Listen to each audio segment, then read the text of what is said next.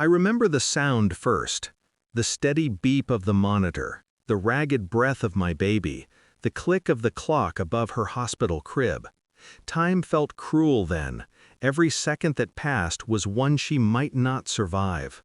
And my mother-in-law stood in the corner, wringing her hands like some trembling saint, whispering prayers to a God she didn't believe in. The doctor looked at me, then at her.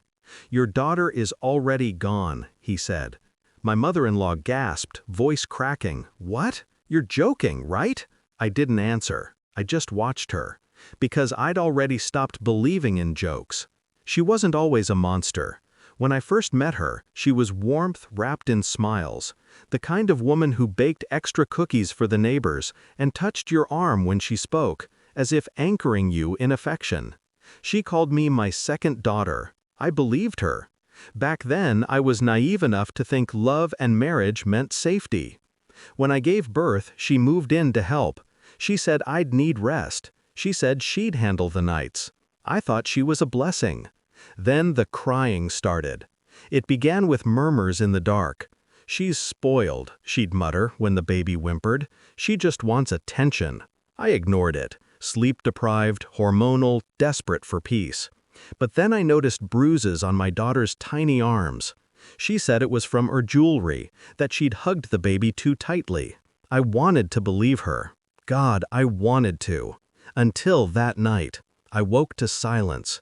The kind that feels wrong. My instincts dragged me out of bed. The nursery light was on, dim, yellow. My mother-in-law stood over the crib, whispering something sharp under her breath. When I stepped closer, she froze. "I had to shut her up," she hissed. She wouldn't stop crying. Then I saw my baby, face pale, lips trembling, foam at her mouth. Everything after that was a blur of sirens, hospital corridors, and questions that burned. The doctor's voice slicing through me, "Your daughter is already gone." And her gasp, that fake, trembling disbelief. "What? You're joking, right?" But I wasn't the one who spoke next. The officer did. "Ma'am, we'll need you to come with us." Her face drained of color. She looked at me for help. I didn't move. People say grief consumes you. They're wrong. It refines you, boils away weakness. In that sterile hospital room, as machines clicked and my daughter's body cooled, I made a promise. She would never rest. I didn't scream, didn't cry. I planned. The trial was a circus, her sobbing, her shaking, her "I didn't mean to." The lawyer painted her as old, frail, confused. The judge gave her 5 years, suspended sentence, community service. 5 years for a 1-month-old's life. Justice, they called it. But I had a different definition. I stayed quiet for months, let her think I'd broken. She bragged to neighbors about how I forgave her. I smiled when I passed her in the market. I sent birthday cards. I played the grieving mother who'd moved on. What she didn't know was that I'd been collecting. Copies of the hospital reports, a hidden recording from that night, her own words, that chilling whisper, "I had to shut her up." And photos of the bruises she said were from her bracelets. I leaked everything anonymously, one drop at a time. The video reached her church, her friends, her employer. Whispers followed her like shadows. Then came the petition, neighbors demanding the case be reopened.